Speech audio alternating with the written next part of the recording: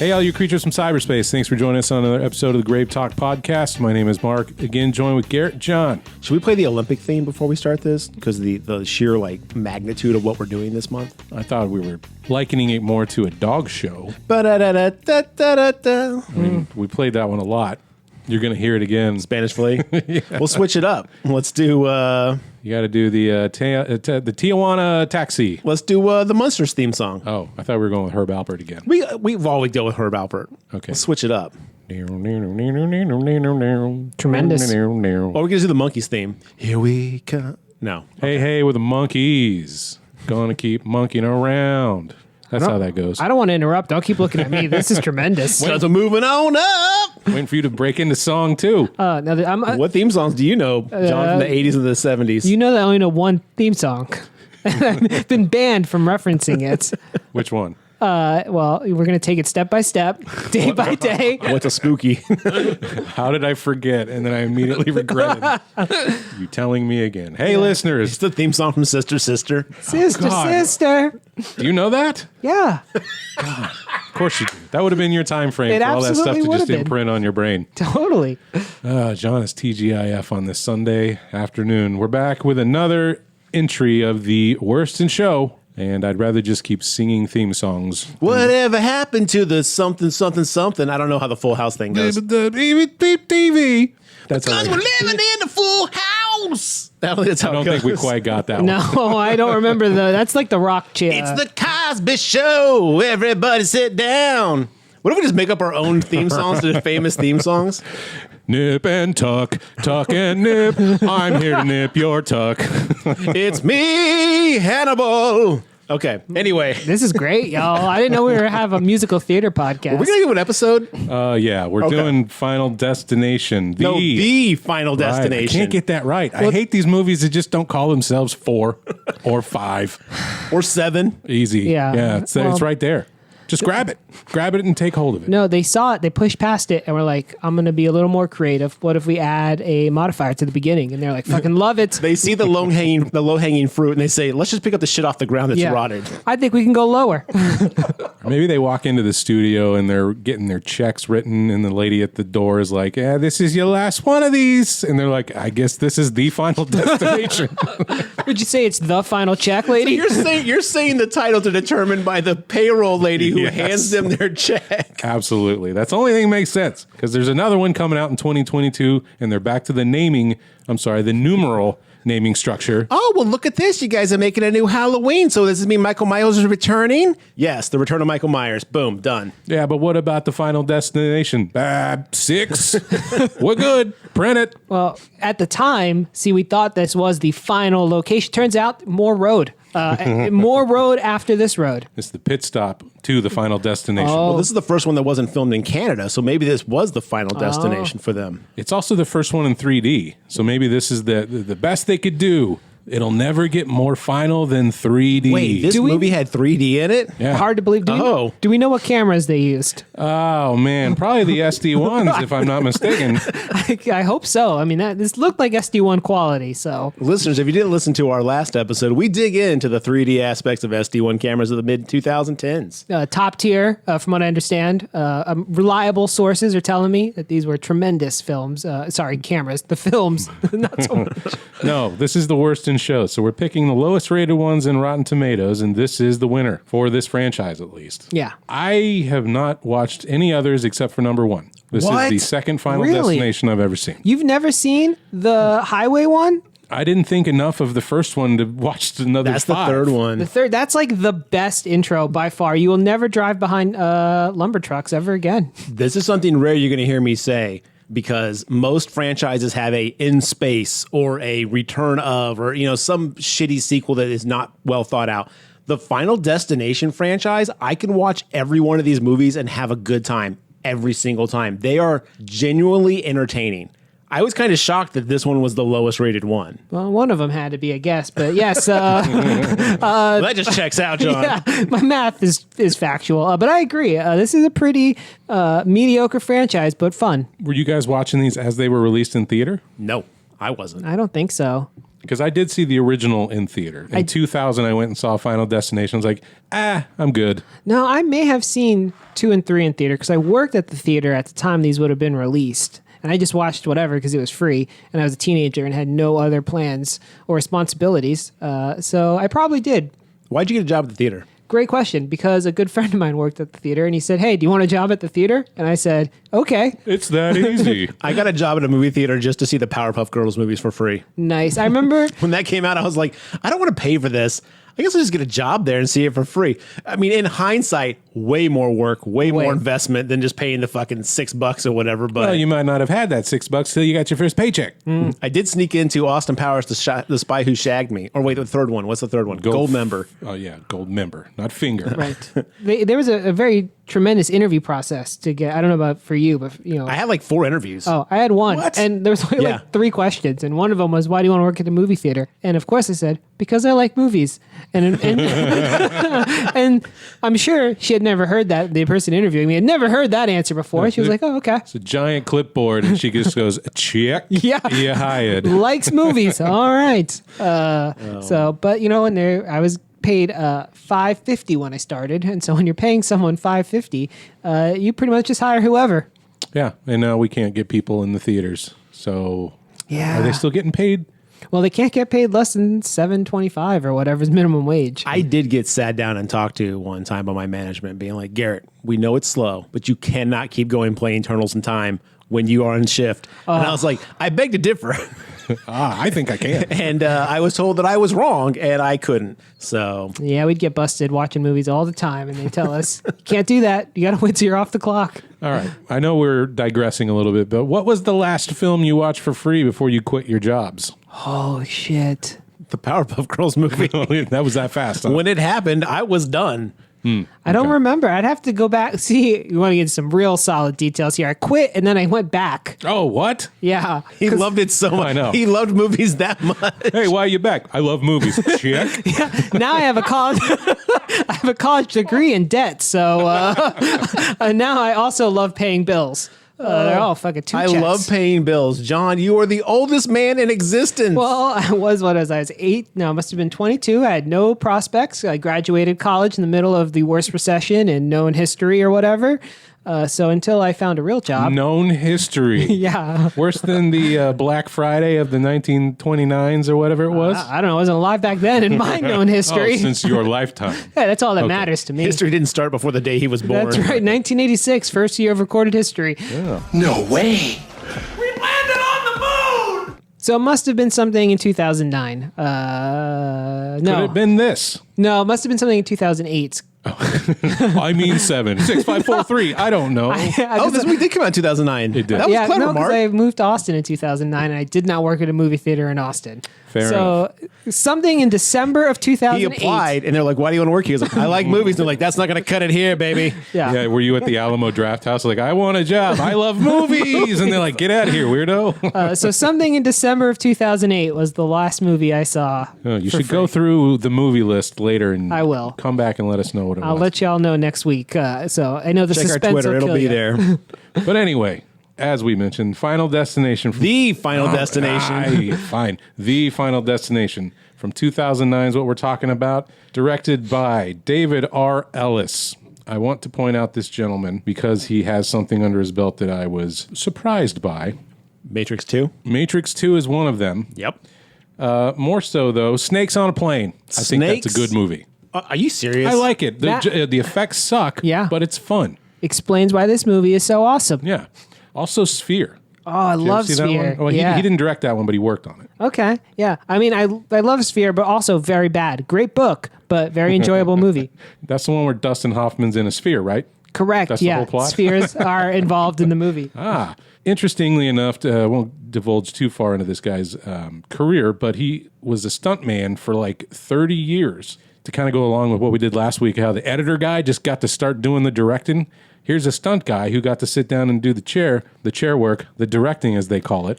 I think he was a stunt guy in Matrix. Oh, is that what his Yeah, he credit didn't was? direct Matrix. The Wachowskis Oh, did of course, Matrix, of remember? course.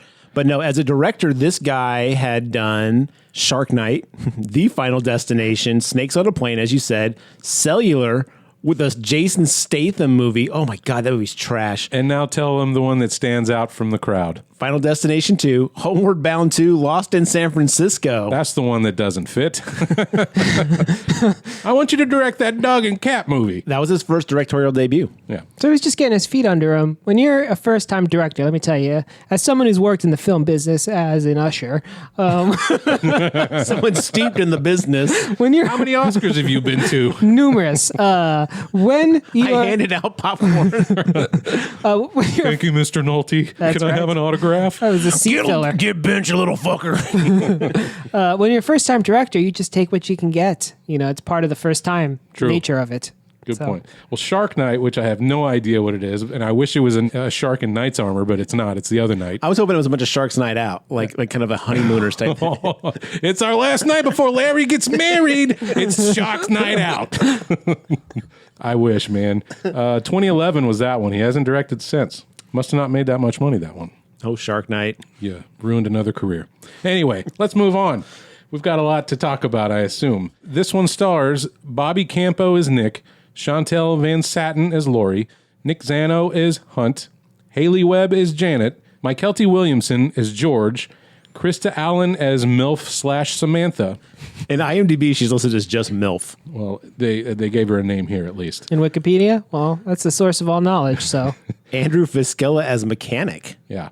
Justin Welburn as racist, Stephanie Honore as what? As racist.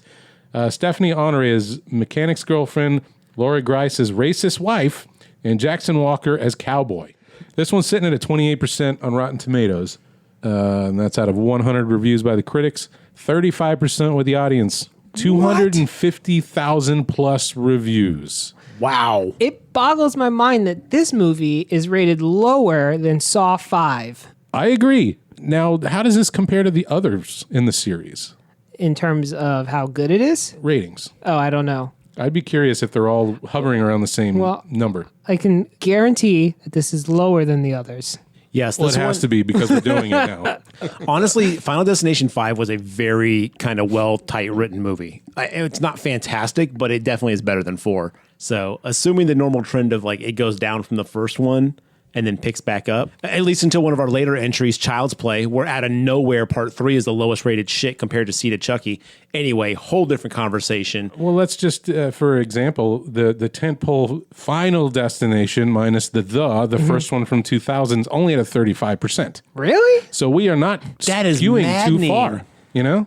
And this one was 33%? 28. 28. Huh, 7% dip in that. Yeah, that's. It's a real tight number, though. I bet like, if you think 3 about is the highest rated. Well, okay, 2, Final Destination 2 is at 48%. Okay. So that one shot up from number 1. What was the big intro scene for 2?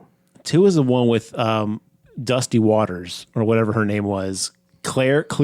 Remember, it was Oh, Clear. yes, it Because we was had Clear. a whole conversation about that when we did Final Destination 1 episode. Clear Waters. Final D3 is at 44%. Oh, so it's under 2. Okay. And we might as well just round it up with 5. Let's see what 5's sitting at. Oh, 2 is the truck. 2 Yeah. is the logging truck. Yeah, that's why it's the highest, because that was the best one. That scene definitely Whoa. is crazy. FD5 is at 62%. I'm telling you, What? Final Destination 5 is actually pretty dope, you guys. If you haven't seen it, check it out. Interesting. Is this also 3D? I don't think they went with the 3D trope on that one. Okay. I think that whole trend was kind of like, all right, we've blown our load on this nonsense. No one gives a fuck about it. Stop wasting the money on it. Yeah, 2011, Final D5. So they were doing these yearly there for a while, looks like. Yeah, I don't remember this one at all. I'll have to watch it. So that being said, the Final Destination, how do we like it? Well, to go on what I like to call the Mark scale Yes. of A, is it good or bad? Mm-hmm. B, is it fun? it is bad but fun. Ah, yes. I would agree with that. Like I said, I'd never watched any before this one other than the original. And I went ahead and decided if the lowest rating movie in a franchise wasn't going to get out of bed to do its best work, I wasn't either. I watched it on my phone in bed. As it should be. And you know what I really appreciate about this? This movie clocks in at 1 hour, 16 minutes before the credits. I was like, that's not even a movie. That's an episode. No, it was so tight. It was great. Loved it. It's a season finale episode. Right, exactly. Yes. It's the Breaking Bad final season episode. Well, here's why. Because they didn't have to have soap opera activities, right? They're just like, let's fucking get to it, pedal to the metal, and we're getting through this together, audience. And it was awesome. I do think that the opening is quite long, though. When we finally get to the mousetrap death mechanisms getting our guys, that felt like we took like 35, 40 All minutes of them to get have there. very long intros before the actual event kicks.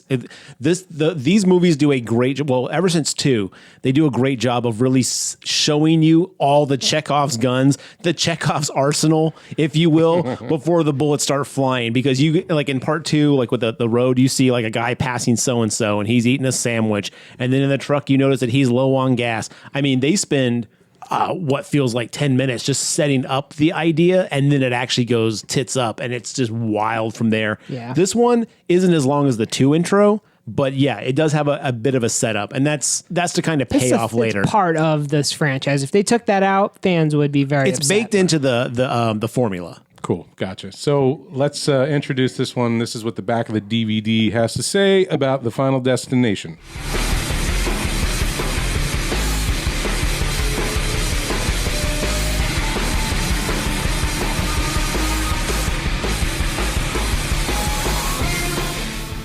Prepare for the ride everyone is dying to see. The tagline at the top of the box. Hold on. Is the first line from the director of Homeward Bound 2.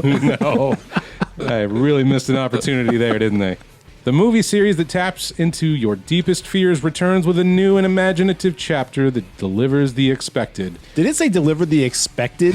Yeah. You thought it might happen? Well, strap in, baby, because it does. Yeah, in so many keep-you-guessing, unexpected ways. Okay. Wait, it delivers the expected and unexpected ways. Yes. Okay. That sounds like a backhanded Cover the compliment. whole spectrum. Did you get it? A strange premonition causes friends to abandon their day at the speedway just before a crushing pileup hurtles cars into the bleachers with fiery consequences. They have cheated death, but death is only getting started. From the director of Snakes on a Plane... Check. comes the eerie, innovative tale of the friends' fierce fight to keep themselves and others alive. Man, do you know how hard it'd be to read a paragraph if you said all the all the punctuation marks too? Ooh. Very hard. Now, let me tell you about the biggest lie in that whole thing. There's nothing innovative about this whole movie. It is definitely Final Destination paint by numbers. But it's unexpected though, dude. No, it is expected. It's just delivered unexpectedly. I think they meant So it's innovative like the kills. Like, oh, you didn't see that coming. Or did you? Because you expected it. Yeah. Well, it's No. like if you ordered something from Amazon, right? So you expect it coming, but then they threw it through your window. That would be unexpected. Good point. That's true. Now, Jeff Bezos is listening to this and goes like, holy shit, he just cracked the code. Gentlemen, just throw it off the truck. hey, we can sell windows too if we break them first. So, like Garrett said, every one of these like death sequences are spelled out with like they show you every piece that's moving. Like I wish Mark Summers was there describing it like the Double Dare obstacle course. And then you're gonna grab the flag and you go down the mouth, and then there's gonna be wrenches, and you're gonna trip over the wrench, you're gonna fall face first into the vat of acid, whatever it is.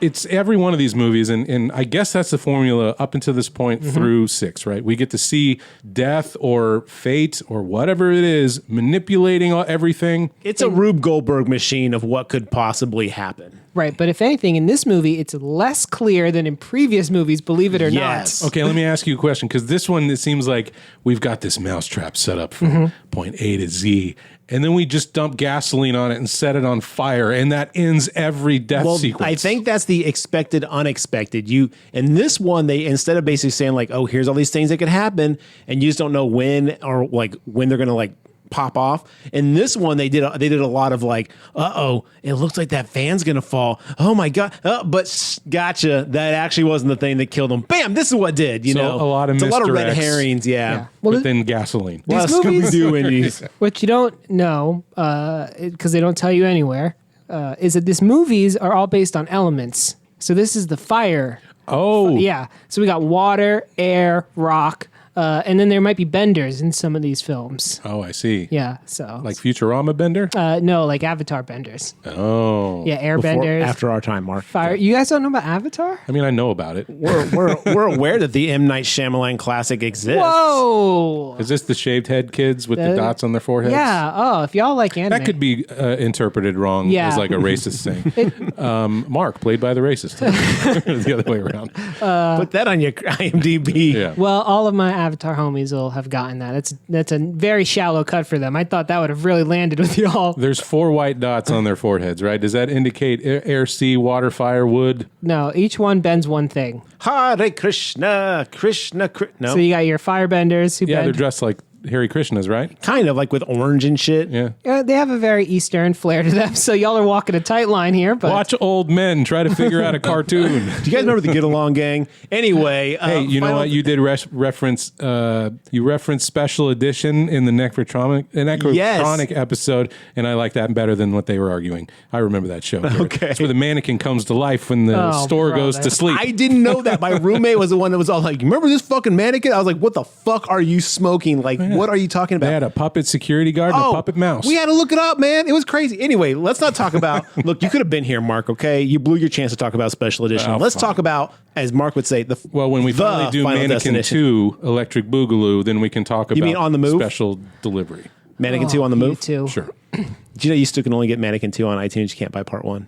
I also Weird. found out why Young Guns isn't available on iTunes. It's because they have a deal with Stars. This fucking streaming bullshit's getting out of hand. Anyway. We've been there, done that. I know. All right. Moving on. The Final Destination, the expected, unexpected, expected journey. I expected nothing and was pleasantly surprised that I had a good time with it. I Yeah. did not expect that. So there you go.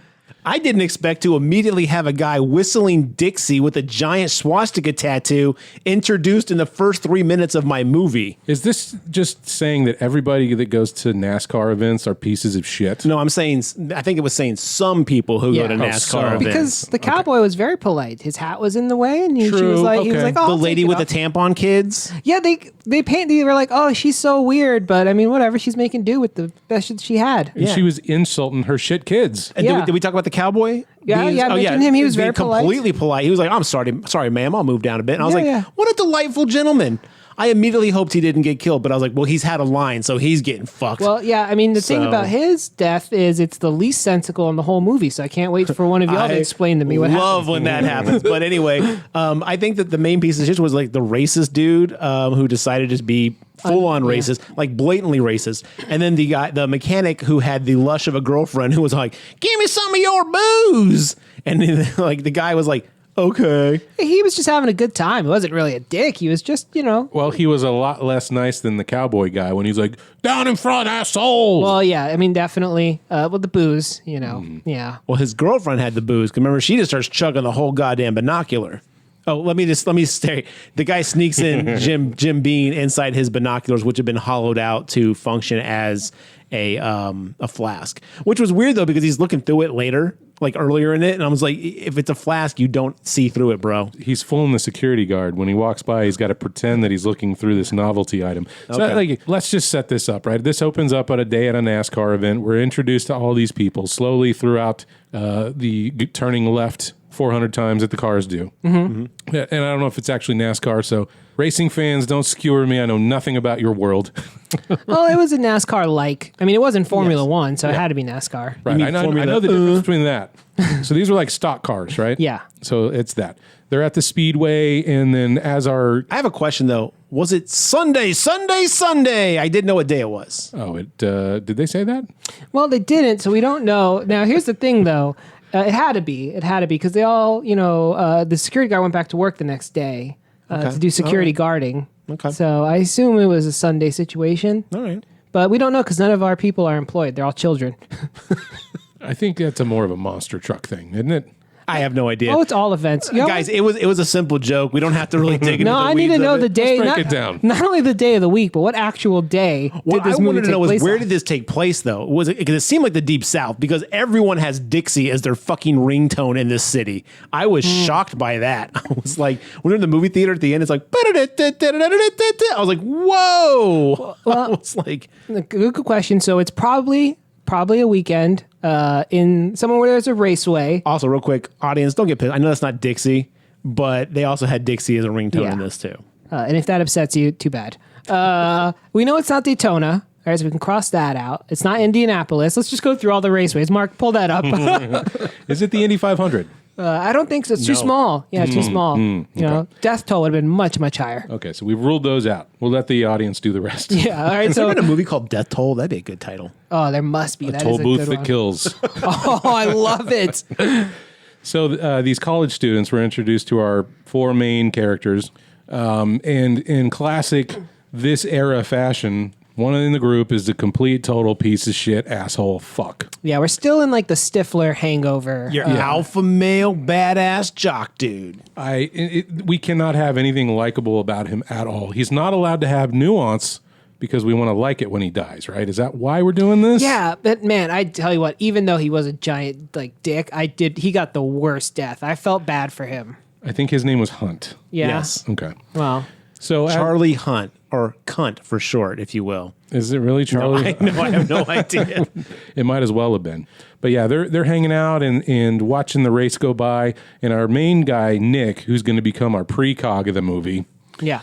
which happens far too many times if I'm going to start nitpicking the movie, and I think I shall. It happens every movie. That's the thing. Yeah, that's Over and over and over throughout the every entire single film. movie has a person who. Well, I know it always happens at the beginning, but this guy gets to do it until the end. right. That's how these powers Oh, okay. work. So Yeah, this yeah. is the pattern. It Devin is- Sawa got to do the same thing in the I just first remember one. the first time. No, remember he sees the magazine that got tore up and he's like, oh No, my God. yeah. Remember, he ends up at the teacher's house after her Rue Goldberg to Right. death. I should go back and listen to our episode. Yeah. I don't seem to remember That anything I one watched.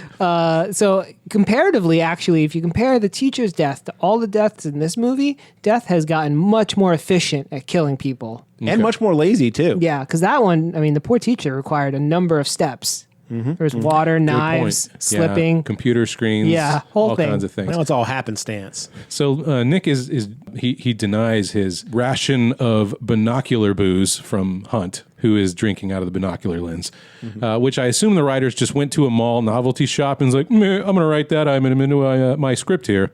I feel like that's something that actually happened. I think they went to an event and it was like, I saw this guy drinking out of binoculars. That's sweet. Let's write that into the movie. He's noticing that this raceway has these cracks. There's literal pieces of the cement foundation. fall from the foundation. It's like, dude, I don't got to be a precog to be like, let's get the fuck out of here. This is dangerous. Well, but a lot of stadiums are like that. I'll tell you what. Yeah. Really? Yeah. Oh, yeah. Oh, well, I'm not going.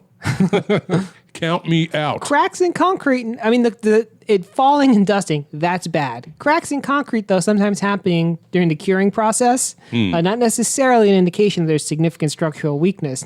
Now, I say this as an usher, so I like My movies. theater was all fucked up. When John applied for his carpentry license, he said, I like movies. the stadium's settling, so that thing happens sometimes. It's coming to its own. So, this is the dream sequence of Nick watching everybody die. Ooh, Dreamweaver. This is my one major nitpick of this movie is in previous movies, it was all pretty realistic. Death didn't really seem to take a hands-on role. In this movie, it starts with Death just unscrewing some bolts. I saw that. And I did not like that. Yes. That was like that other movie we watched. It was like Death Spa. Yeah. When the bolts start undoing themselves on the diving board. Oh, yeah. So that was, I did not like Shout out that. to our Despot episode. Despot, I see you out there. You still killing it. Yeah. Smooches. No lightning in this movie, though. True. Yeah. And a lot less 80s aerobics butts. And no ghost wife. If only there was more aerobics butts in this movie. Some of these people might have been alive if they were doing aerobics.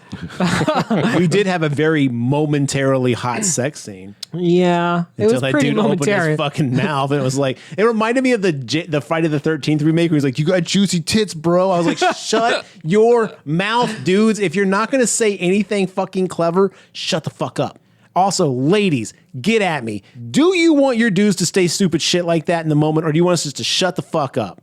Hit us up on social media. Let us know. Who doesn't want to be told that their tits are juicy? Dude. Yeah, dude. My wife loves it when I call her dude. Hey, dude. Yeah. All right. My man, what's up? So do we want to get this correct? Do we want to get through the timeline of death correct? Or It'd do be we care? No, It's very challenging. I did No, not know. I'm going to say, guys, I didn't note down who dies when. Yeah. Let's sit down, guys. Let me break it down to you real quick. Okay. So a bunch of bullshit happens. A bunch of cars The crash. end. A bunch of cars crash. A bunch of people get killed. And then in typical Final Destination fashion, Nick snaps out of it, realizes it was a vision, and then he slowly pieces it together by seeing things happen around him. Like he's like, that lady's going to put tampons in her kids' ears, and it happens. And he's like, the cowboy's going to sit in front of us, and the cowboy sits in front of us. And at that point, he's like, I have to point this out before. So this all starts because a car peels away with a screwdriver on there. Yes. And the peel away sound is dolphins. Yes. are was you? the classic I thought it flipper was. sound. I was like, what the hell was that? A fucking dolphin noise? I didn't look up a whole lot about this movie because I didn't give a shit. But I did pause it and go, I need to figure this out. And that is all over the internet. So if it's wrong, everybody's wrong. But it sounded very much like No, dolphins. that is the stock flipper sound that you would hear in the black and white show. Flipper. Do you think they did it on purpose, or do you think that was a mistake of the sound editing? I can't imagine you accidentally put the flipper noise in instead of car squeal. Dolphin. Those are two different letters. Well, you have them on your desktop by mistake. You drag in the wrong one. Happens Well, to a lot all of times us. those like audio file libraries are like numbered like number 246, you know, sound No, 247. it Maybe a number definitely got had to be on purpose though, because like these movies get watched so much before. true. Perhaps they downloaded all their files from Napster and they were all labeled like Metallica and Justice for All, but Secret System of a Down song. but they were all John Denver. Yeah. Love it. So so basically Nick puts it together and he's like, we got to get out of here quick. And of course, you know, they a chain of events happens where he tries to get out of there real quick. He ends up hitting a couple of people in the process, bumping into people, spilling drinks. They follow him to be dickheads out in the parking lot. And then boom, his premonition happens off camera. But we do see beforehand, we actually see all the deaths that would have happened if they'd stayed place, which, as you say, the screwdriver in the car comes loose, gets on the track. Someone runs over that. It blows their tire out. That car hits a couple of the cars, flips over. The engine block, in one of the moments, shoots across and crushes a lady on the steps. That was gruesome. Yeah. Now, that was MILF / Samantha, wasn't it? I believe it was so. the I think mother. so, yeah. Let's just call her Samantha. Yeah, MILF Manta. Hey, she's listed as she's listed as MILF in the IMDb. I'm calling her MILF. MILF Manta. MILF Mantha. Sorry, mispronounced your name, MILF Manta. And so she gets crushed by an engine block. The racist and his wife get cut in half by a car hood, which is like shot as like a frisbee, slices them Remember, right in it's half. in 3D. Yeah. Yes, all this stuff is blatant, like coming right at the camera 3D. This is so gratuitous. It makes Saw 7 look like benign. Like, oh, they were really restrained in their 3D Yes. usage. Well, this is on the level of Jason 3. Yeah. You know, Friday the 13th 3 with like the tennis ball on the stick with the eye coming straight at the camera lens, you know. Shabadoo, shabadoo. But Nick falls down and gets stabbed in the throat Yeah, by he falls on a busted piece of wood. The bleacher they were sitting on. Yeah, Cowboy and his wife get crushed. the kids get smashed by something. The cowboy gets smashed into the pillar, which then causes the roof to start collapsing. The concrete above them starts falling on people. The mechanic's Mechanic, wife gets yeah. crushed by the tire. That's the first thing that happens. Now, actually, surprisingly, this scene is a reference to that event that happened at the at that other racing event. There was like a Formula One racing event or something like that. Oh, this did actually happen. Yeah, there was something that happened where like an engine block and a hood flew into the audience and killed a bunch of people. Like that was an actual thing that happened like Wow. roughly around the time of this. I don't know if this was a direct reference to that, but around that time there was like a massive event that happened like this. Hopefully not too close to the actual event. That would be a little... Yeah. A little distasteful. Yeah.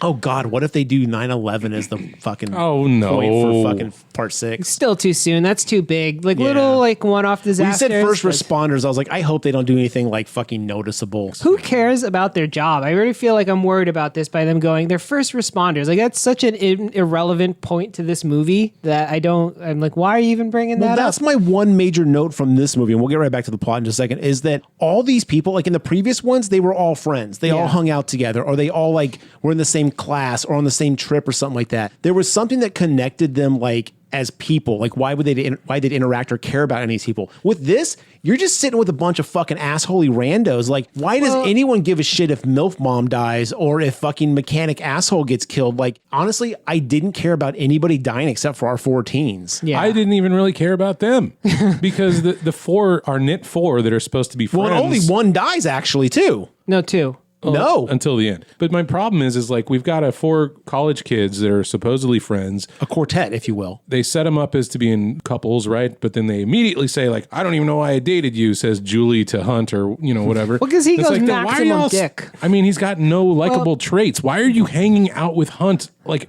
because she's friends with Debbie or whoever the other main character's name is, and she's dating our main character, Nick. Yeah, So Mark, keep up. it's Kevin Bacon, 2 degrees of separation or some shit. Now, okay, totally agree, but all of the Final Destination movies are like this. Like in 2, they all just become friends because that one lady wouldn't go onto the highway. Oh, yeah. That's a good They're point. just a bunch of randos who are now tied up together. Like, I think I'm just nitpicking horror writing at this point. It's like, Okay, why yeah. are they hanging out with this piece of shit? Well, I know, but tired of it just made me really not care about the deaths of these characters. Like when the Samantha gets killed in her scene, I was like, okay. Like other than the fact that she's on the list, like I don't Milf give a Mantha. fuck. Yeah, I don't care if she dies. here's the thing is I pretty much never give a shit about when anybody dies in a movie, in a horror movie. It's not like it's a drama where it's like callous fuck. where you're like really invested in these characters and their life. Like, if you see 12 people at the start of a horror movie, 11 of them are going to die. That's not true. Night of the Creeps cared about every one of those assholes. There's one character in this movie that I was sad to see go, and it's the security guard, George. Yeah, he was a good guy. They actually gave him a decent story.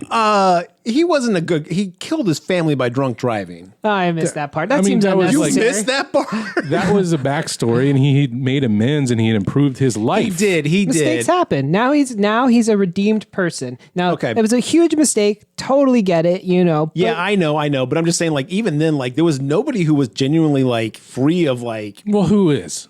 Are you casting the first stone over there? guys. Feast your eyes. I believe a young man named Jesus once said, So Nick is like, holy shit, this is all. I just saw it in a dream. Hey, let's get the fuck out of here. And Hunt's like, no way, man. I'm getting drunk over here. I'm here to watch the cars crash. And you're like, of course you are, you dumb fuck. I don't understand. This is like very common in these movies too, where your friend obviously showing some sort of crazy ass like magical powers, and they're all like, "That's bullshit." It's like, dude, he called like 5 different things that was about to happen.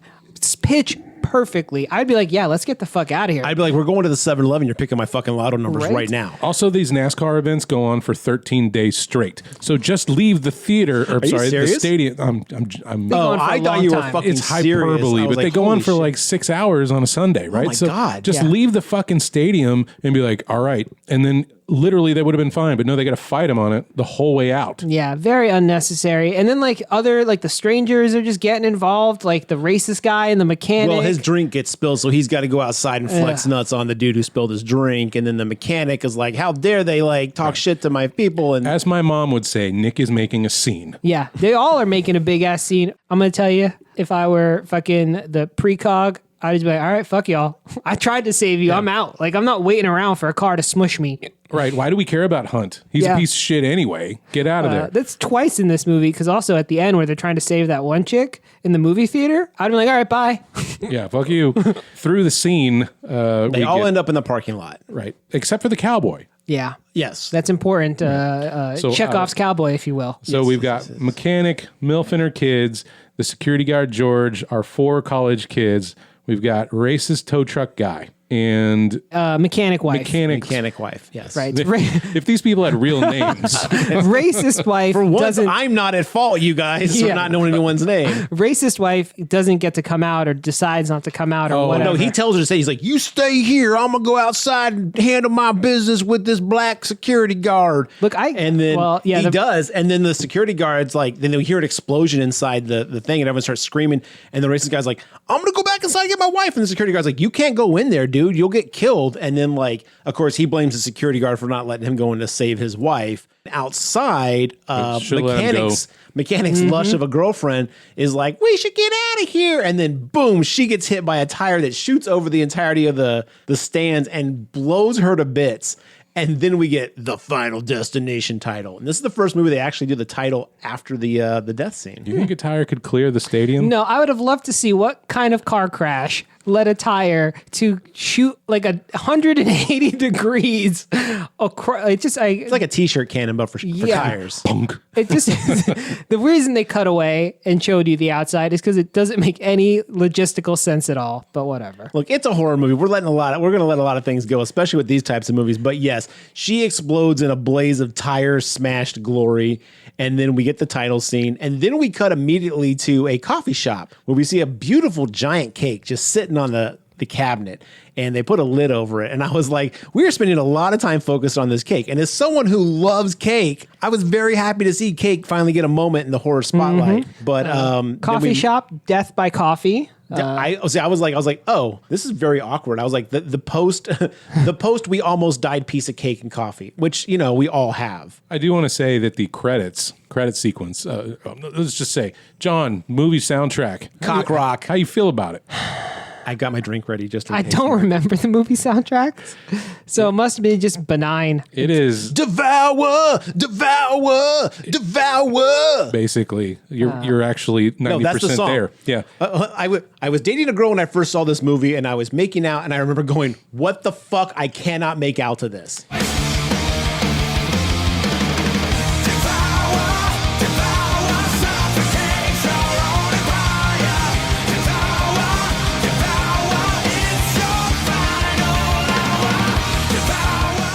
This music is terrible. It's the worst early 2000s angry white guy hard rock that you'd hear on the worst stations around the country. It's bad. Yeah, I just didn't even notice it. It was just bland background sound. So The entire NASCAR.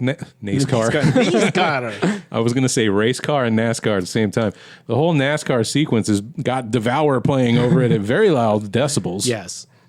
But I'm sorry, I think it says Devour the Power or something like that. But anyway, whatever. You get the point. this is playing over X-rays of kills. I like the X-ray approach. This was though. like, did Mortal Kombat steal this for their hold on, game? you guys. I don't know if you remember this or not, but they do put all these X-ray kills in the title because it's in 3D and you get to watch all this in 3D happening. But every one of those kills is from the previous movies. I wouldn't have remembered that. No. Yeah, I did. only I saw it. seen- I was like, there's the barbed wire cut in half. There's this. Yeah, they're all from. They had the knife fall on the teacher from the first movie. All the kills in the 3D were from the previous movies. Well, good for them. I Little guess trivia for you guys. Ed Boon was watching this and was like, I'm going to put that in Mortal Kombat. Well, I like it. yeah. I loved it though. I thought it was great. It was a good effect. Honestly, the mid 2000s, like the mid 2010s, 2008, 2009s, we always had some really cool, wild intro title sequences around this time. I really enjoyed the sheer like bombastic level they went to through some of these movies on these. Yeah, they don't make titles like they used to. I'm glad, but Now I'm it's just just saying. like black screen title name movie. Give me, I kind of miss it though. Who is Malignant hiring? brought it back. Malignant had Yeah, that whole like which I cutting the loved. tumor, I almost said security, but surgery scene. That shit was rowdy as hell. That had it. Maybe they're making a comeback. Who's hiring these mediocre bands? They need work too. So, you know.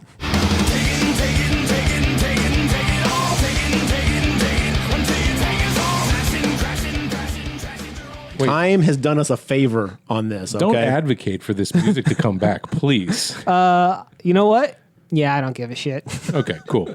Moving on. We're in a coffee shop and cake that Garrett very much wants to eat. We're in Death by Coffee. They're looking at the news report, right, of what Right. just happened, and they're like, gosh darn it, somehow we managed to live. And Would Hunt's they- got a fucking lucky coin that he won't put down. Would they be free by, like, wouldn't they be witnesses?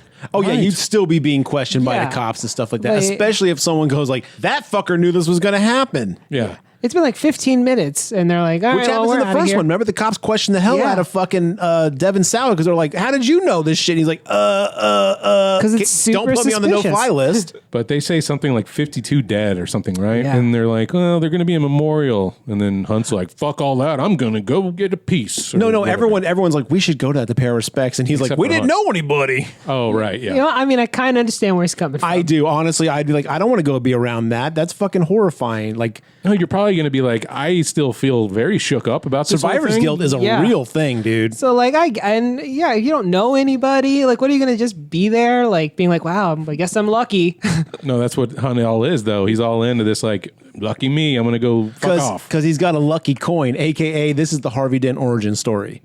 So, he's got a lucky coin. He's like, here, kiss it. You can kiss either side, the heads or tails, but you know I like head. And that's when the girl's like, I can't believe I ever dated you. You know what? That was such a terrible joke, but it definitely was the kind of joke that frat boys were making in 2010. Is it 2010? Shit. 2021, baby. I'm still rocking these bad boys. No, I'm just kidding. I Those know are better. jokes that frat boys have been making forever. That's true. Absolutely. If that joke was an Animal House. When you apply to be a frat boy, it's like, why do you want to be a frat boy? I like making shitty jokes. Check. I like movies. X. Get out of here, nerd. All right. What happens next? I didn't take notes. As I said, I watched this in bed. So they got go to all the the notes. memorial, and the racist guy meets up with them, and he hats it out with the security guard. And I don't remember exactly, but then he's like, not everybody, nobody lives forever. And then we cut to him in his truck, and he's driving Tow truck. tow truck. Right. And we see that he's driving up to the security guard's house. So he pulls over. Did we mention the security guard's black? Oh, yeah. The security guard is I think black. I mentioned it before, but yes, there's a reason this dude has a weird fucking hard on for this guy is because he's super racist. And of course, it couldn't be anyone's fault except for the black eye in this guy's eyes. Well, because he blocked him from going back into the NASCAR But arena. before that, he also was the one whistling Dixie at the guy when he was like just walking his rounds in the. He was already racist before. Yes. Yeah, he came into the movie racist. Yeah. So he pulls over and he sees getting out a cross to burn. And then Was that what that was? Yeah. Yeah. Oh God, I totally missed the fact that it was a cross. well, there you Wow. go. So okay, so he's full 100%, racist. not only racist, but like champion Grand Clan racist here. Level 10 racism. And then, of course, all the crazy shit happens. So the hook from his tow truck kind of shakes loose and falls on the ground. His car locks and the radio starts playing Wars, Why Can't We Be Friends? Tremendous. His gas can, which I guess he was going to use to set the cross on fire, falls over, putting gas everywhere. It's like leaking on the road. It's like making a little river of gasoline down the road. And then he hears the music and he runs back to the truck like, oh my God, it's going to give away my position, And it's like, bro. Well, he was already parked outside this house for at least a 6-pack of beer. Yeah, Maybe a 12-pack. And that truck was loud as hell. And yeah, he was listening to his Angry White Boy rock that I mentioned earlier. Why didn't anybody call the cops on him? There's some creep blasting music. There's nothing wrong with sitting in your car listening to music a loud. I don't strange think car that's- on your street, you're not going to be suspicious about it being there for hours? Yeah, I'll tell you what, as someone who lives in a suburban neighborhood like that one, somebody would have complained. It would have been on all over Nextdoor. Yeah. Even in 2010. Even in 2010. Nextdoor 1.0. But I'm saying, Note like, to self, don't go listen to my loud music in Mark's neighborhood. just don't go park in a neighborhood. Yeah. If you want to do that. You want to get drunk and listen to Disturbed or Linkin Parks or whatever it is. Sir, I will beat you senseless. Kid Rock, you want to be a cowboy, baby? So anyway, his plan to burn a cross on this guy's lawn is foiled because he runs back to the car. Right. He gets hooked by his hook. Well, the car starts rolling by itself. He gets hooked first, then the car starts does he? rolling. Yeah, because then he thought gets dragged. No. The car starts rolling because then he stops. He goes, son of a bitch. Like, I can't catch it now. And then it grabs his foot. Yeah, the radio kicks on and startles him. He's like, oh, I was trying to be quiet about all this, and it's blaring the music, and then his phone goes off and he starts running back towards the truck. It starts rolling, and then it catches him by the foot and drags him along. And I don't know exactly what the fire The ignition sparks is. of the Yes. chain on the road catch the gas that had been leaking on fire, which then sets him on fire. The hook is sparking and it basically lights it all on fire. So then George walks out of his house hearing all this. Why can't Commotion. we be friends? And seeing a racist dude drug behind him. And he's burning. screaming, I'm on fire. I laughed my ass off when he was like, I'm on fire, help. Yeah. I was like, no shit, dude. Was the cross planted? Was that in his yard already? Because, I mean, he had to find it at some point. I think it got dropped on the ground. Yeah, I don't remember. I don't think it doesn't come up again. But then, of course, naturally, like Mark said, everything explodes. So the truck explodes, and the racist's face goes flying in the air and lands right at George's feet in his yard. Yep. And that's when he goes like, oh my God, it's that racist guy. I just don't know how the face would separate from the skull in that manner. No, I mean, Maybe the offspring will know. Unless his head was full of. I picked up what All you right, thanks, John. What did you say? I said maybe the offspring would know. I don't get it. You got to keep them separated. Okay. Hey, John got it. Fist bump, and Junior Mints. I don't even know music, and I Anyway, got that one. so this is crazy for George, who's already had a hell of a day, or past 2 days, if you will. These kids keep killing themselves. And then, so the racist has got it. So at this point, now we cut back to Nick and his girl, and they're having a conversation about like, oh my God, that racist tow truck guy got killed last night. It's on the news, and they're like, uncertain of his cause of death. And it's like, are you fucking kidding me, lady? No, now they're a little dubious. They're like, well, that seems very weird and ironic now. Nick has had a premonition of that death. Like, so in his Yes. dreams, he'll see a tow truck hook, some fire, a cross, Yeah. and a swastika. I made the last one up. He didn't see a swastika, but He sees a racist getting dragged down a street. It's and he wakes up and he has this whole Richard Dreyfuss, smearing the mashed potatoes down, going, "This means something" moment. And this girl's like, you're just having a bad nightmare. It's probably stress from the whole incident. Well, he Or has the- another vision, right? He looks down and he sees a reflection of a fan in a bowl. And then we get, once again, a bunch of random shit like a fan, scissors, an eyeball. It's just like a bunch of real rapid clips. It's like your really crappy uncle trying to play Pictionary with you. Yeah. You're like, I don't know what the fuck you're trying to say. What is that? That was a fan blade? It looks like a teapot. You're bad at drawing. And then he tells his girlfriend, and he's like, I've seen this shit. And she's like, okay, that's an interesting development in our relationship. And then he cuts over to the MILF, pulling in her van with her two kids who are throwing rocks at just a poor dude trying to cut the lawn, They're doing his throwing it at job. a sign. They're throwing rocks at this sign, trying to hit the sign. But there is a guy with a lawnmower right behind it. You think's going to get hit with them at any second. Riding mower, by the way. Yeah. Yeah. Her kids are fucking out of control monsters. Well, I can see where she learned it from because she shows up at her appointment and they're like, hey, I think the MILF is missing the filth of the family. yeah, I don't really know what you were saying there, but sure. Where's the dad? They need to raise these kids better. Well, he's in the movie. Like he's listed as filth. MILF's husband. There's a character Filth. listed as MILF husband. We're losing the thread here. The filth. Father, I want to fuck, Yeah, or whatever better it than means. DILF, I guess. So she walks into this salon and she's like, the soccer game ran late with Dylan and Chase or whatever the fucking stupid kids' names are. And they're like, oh, well, we're sorry. We could have told you like so-and-so didn't make it in today because someone got burned alive on their street last Yeah. night.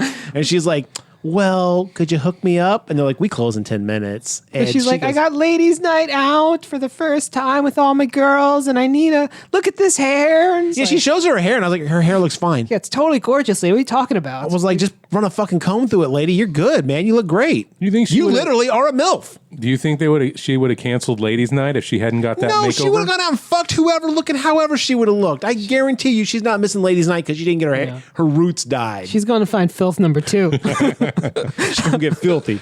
So the front desk lady is like, all right, whatever. Get back here. And they put her in. Get over here. Hey, that's 2 Mortal Kombats in one episode.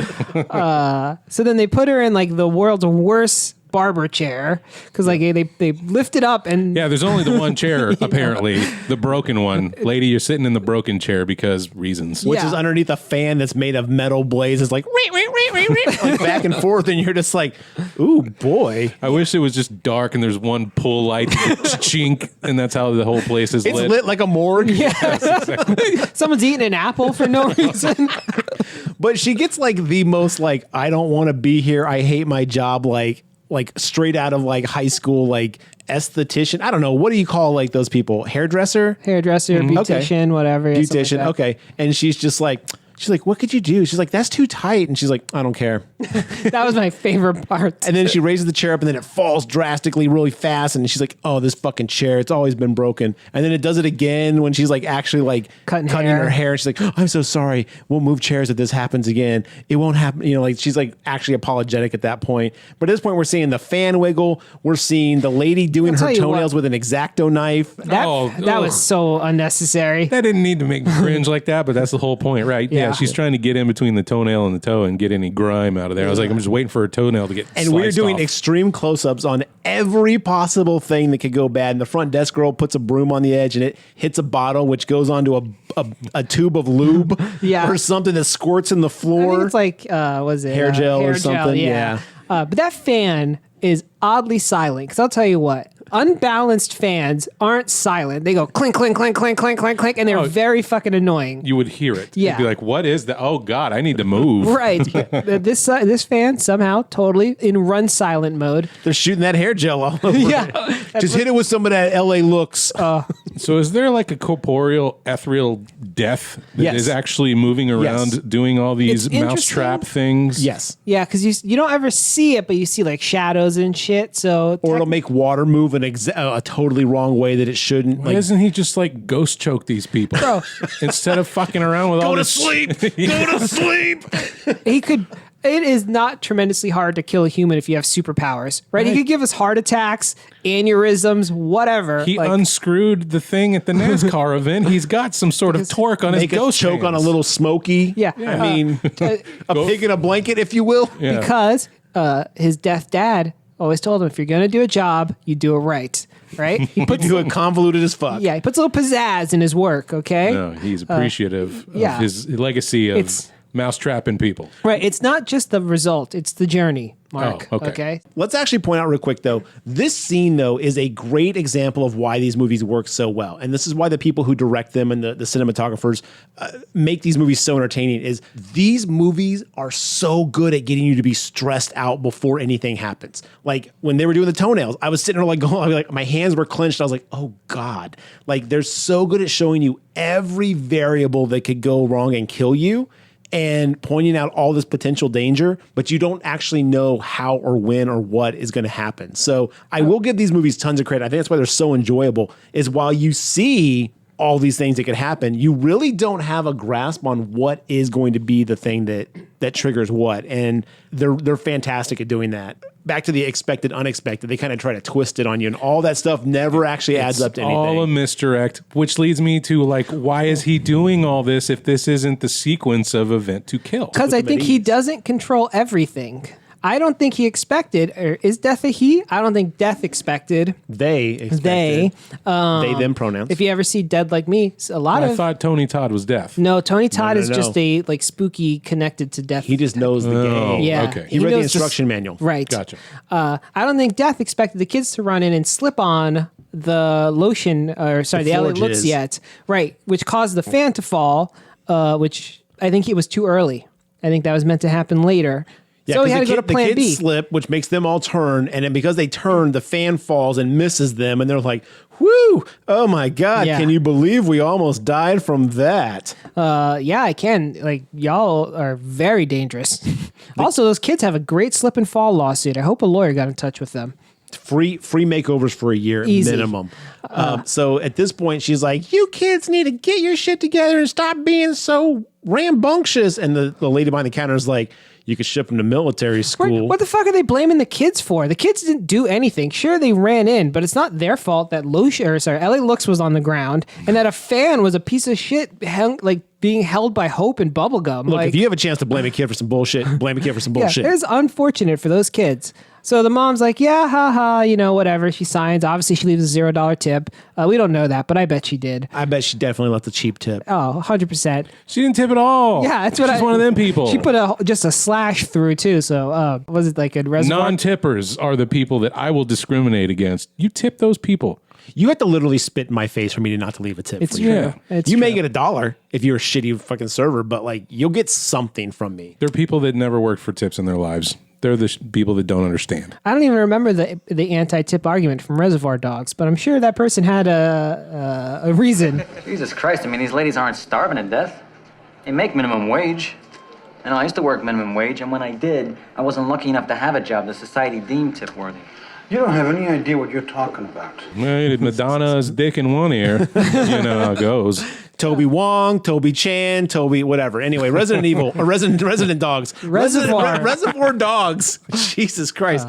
So she's leaving and she's like, "All right, you kids, come on. I got my eye on you." She turns to face outside. The lawnmower across the street hits one of the rocks that the kids were throwing. It shoots it across the street, blows through her eyeball, blows out the back of her head, and all you hear is kids and the front desk lady screaming their heads off. Boom, she's dead. MILF out of the picture. While I am sure it is physically possible for that to happen, I am 7,000,000% sure that is why they put guards around the blades so that rocks don't just get shot off into the fucking, every time you're mowing a lawn, you're just not like machine gunning your neighbors. Yeah, the amount of even with those, you can still kick rocks around. I have plenty of scars on my legs from doing yard work. Short though, right? They're not shooting across like 500 yards. Maybe it skipped like a stone across water.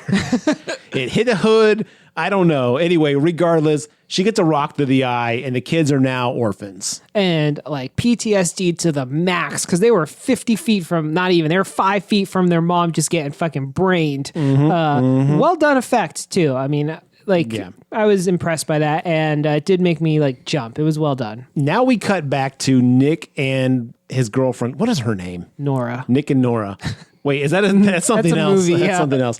Lori. Nick and Lori, they see that she's died, and they're like, oh my God, baby, there's a pattern here. Immediately, Nick goes, I know how to stop this. It's going to the list. We can stop this. And I'm like, how do these characters, this is my biggest complaint with Final Destination, is out of nowhere, people with premonitions are like, oh, it's a pattern. Death is trying to kill us in order. We can stop this. I know what to do. It's like, you know nothing. Jon Snow. You know nothing of what the fuck this is. Until you talk to Tony Todd and he explains it to you, you're just a moron who had a fucking premonition. And yes, guess what? It's very uncanny. It keeps repeating itself. But you don't know that this is a death plan to go through the books. And 2 is not a pattern, right? You don't know yet. Maybe you can figure it out, but like not off of 2. So is it always the same with these? They figure out, oh, if we save somebody, we'll skip the record or whatever? Sort of. There's variations on it, but yes. In the first movie, they think they can beat it. The second one, they think, that's when they kind of figure out like, oh, it skips. Like, that's one of the big, like we do it this way. And they're like, oh my God, it doesn't matter. It'll loop back around, blah, blah, blah. And like 1 touches on that a little bit, but 2 really gets into the whole, like, you can't escape the pattern. It'll change, but it's always the same. And 3's like, they think they found a way to stop it or something like that. But you kind of find out, it's like, oh, you thought you did it, but whammo, surprise, surprise. You can't beat death. I never seen 5, but spoiler for Final Destinations 1 through 4, they all die every time. Oh, you ruined it. You blew it. Except for Clearwater or whatever the fuck her name is. But then they get her in number 2. So Rivers Cuomo. so then they go to the racetrack because he's like, I need to see I the need race. to look at the crime scene to remember the pattern of who dies. Also, they did talk to Hunt and Janet, and they're all like, hey, we think it's a pattern. And both of them are like, fuck you, you're an idiot. Yeah. So ridiculous. Dismissive out the gate again. Hunt's like, I'm gonna go get laid. Janet, whatever the fuck her name is, storms off because she doesn't want to hear this. She's a head in the sand type person. And then Hunt's like, I'm fucking gonna go get laid. Obviously not by her. So Hunt, big time asshole. But then I think they were secretly fucking. then he tried. Well, he tries to cover, and he's like, if I see Janet, I will check in on her. It's like, no, you won't. You sure won't, you dick. You won't. And then our intrepid explorers go to the racetrack. And the racetrack, Going to the races. even though it is the site of a huge disaster, totally easy to break into. Oh, the security guard's still like walking around, like he's securing it. He's the only one. There's no like crime scene tape. I'm sure the owner was like, hey, George, we don't need you today. Yeah. Stay at home. Like George, knowing that apparently the real police suck and don't got it, show up. So he gets busted, and they tell George, they're like, look, here's what I think's happening. And George is like, that is definitely plausible. Let's go look at the He's CCTV on tape. board immediately. And he shows them all the tape of the death. Like Yeah. he shows, like go up to the security footage and they just sit there watch it and they're like, aha, it's you who are next to die. And because they've never used a VCR before, they don't bother pausing, rewinding, fast forwarding. They just watch it in real time and they're like, it's in the vault. You know, we've never seen in these movies someone try to profit off these disasters. Like someone like sells us like a Faces of Death tape, and that actually puts them in the mix or something like that. There could be some cool like variations on this storyline. Maybe with that's on this. 6, the first responder. Oh shit! Yeah. Body cam footage. Oh, shit. So they find out the mechanic is up next. And they're like, all right, let's go save the mechanic's life. The security guard, Nick and Lori. Lori. It's not fair that Lori sounds so close to Nora. Yes. So they all rush over to save the mechanic. And now we cut to the mechanic shop, and per Final Destination tradition, a bunch of weird shit's happening. And it's a badass custom it's shop. super Like they're cool. doing like custom hot rods and like jacked up trucks and stuff. It's a legit hardcore business. And I don't remember all the creepy shit that's going on. A lot of misdirects. Yeah. Oh, is this going to fall? Is this whatever? They all get there and they're like, look, we think you're going to die, and not in the long term, but we mean immediately. Oh, yeah, because remember, she knocks the thing holding up the truck and it almost falls on him, and he rolls out and he's like, what asshole almost killed me? And they're like, hey, man. They're like, what are you doing here? And he's like, we got to talk to you. We think people are dying. We think you're next on the list. He doesn't go, you're crazy, get the fuck. He's like, look, I'm at work right now. I can't discuss this. I'm trying to get over my girlfriend's death. And his boss is like, hey, take it outside, Pete. And he's like, okay, fine. Then he goes out there. He doesn't still question this. He's like, look, if I was going to die, I would have died by now. Look, I get it. I believe you. There's a list where, blah, blah, blah.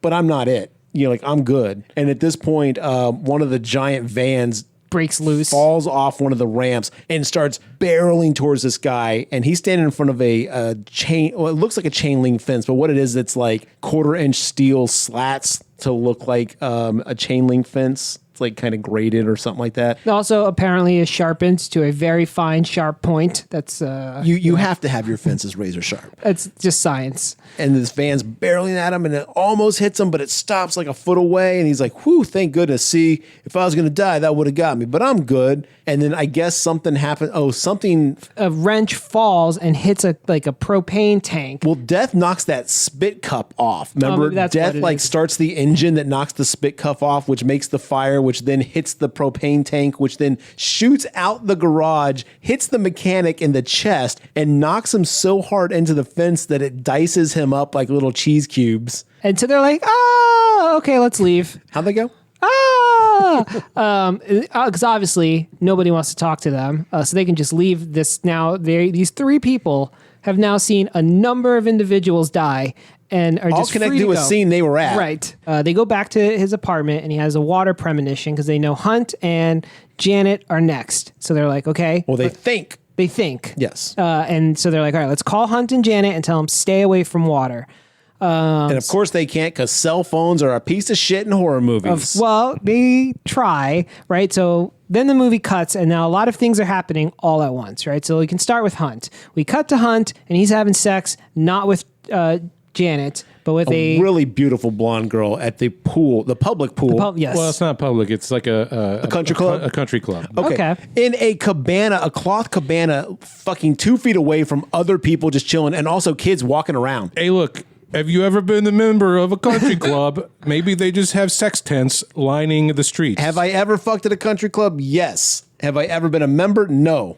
Okay. You're missing out on your perks. So he's just straight up boning, and mwah, chef's kiss, great sex scene, until he opens his fucking stupid mouth. We already talked about that. We won't need to rehash it. But guys, seriously, keep your dumb mouth shut during sex. Just make cool grunting noises, and that's it. Yeah, don't ask him if you want to play Donkey Punch. That's 2 thumbs Was that down. a game he was playing on his phone, or was he actually asking her he to play just that pulled game? that on a phone. Yeah. Yeah. He's like, oh, I finished 4 minutes ago. And she's like, wait, I'm not done. Wait, I'm not done. And he's like, too bad. Already gone. Well, he wasn't even done. She was like, don't stop yet. And he was just like, finished 4 minutes ago, deuces. I was like, you fucking prick, man. Like, you got mouth in the fingers. Finish the job, you lazy fuck. So she storms off, and then he leaves, and he's playing on his phone, and some kid just shoots his phone like from within the pool with a water gun, just psh, and ruins his phone. And Hunt acts like a very tactful adult and steals the kid's gun, pops his little floaty, and pushes him into the water. And throws the gun over the area that's like transformer or whatever controls the water pump. Yeah. And it lands over there and It hits a lever that start draining the pool. right, and then it short circuits for whatever reason, and Yeah. I guess That's now just death, baby. Now the pool is slowly draining itself, and nobody's noticing. Apparently not. Slowly draining, but in a way that basically is hard enough to do what it does in a minute. Yeah. It doesn't make any sense. Also, when you look at that lever, you can see it's the kind you have to squeeze and then push down. You don't just push it down. I think Death was squeezing but it that's for him. probably what happened. Hunt goes and sits on a lawn chair and just kind of props his arm up on it and just kind of starts staring around. Yeah. Like he's sitting in this weird seductive, like do hot people do this? Just like pick random places to like get half naked and just sit and pose? Well, maybe he was sunning himself. Or he was in a weird unrelaxed pose. He was kind of like, paint me like your French girls, Jack. I was like, dude, is this what you do? I guess he's looking for his next As a victim. garbage heap of a man, I just wanted to know, is this something that happens? Because if I do get in shape at some point, I need to know if I need to get half naked and just start posing. Yes, you pose like Jeff Goldblum shirtless. Oh. Yeah. And then women I've got just, so much to learn. yeah, women, men, whatever you're interested in, just come towards Even if you. you're not interested, Yeah. they just flock to you. It's like a moth to a flame. He also didn't have a phone to browse anymore. Yeah. So instead, he's playing with his coin. But it cuts now to Janet. Now, Janet has gone to the mall, maybe. Where did she go? she was leaving something and a bird shit on her car. Right. And this was like a flock of birds. I can only guess because it is One bird, one poop. it's a substantial. One person, one vote. You think that it must have been like a fucking eagle then, because this is a substantial amount of bird shit. Well, the poop could have. Quetzalcoatl. She could have gone to the gas station and squeegeed the poop off. Sure, but if These are words that are coming when out an of your mouth. ostrich shits on your windshield, you're surprised because she then just tries to use, her windshield wipers and it's just like slathering her fucking windshield in bird shit. But instead, she's going to take it through the $37 wash.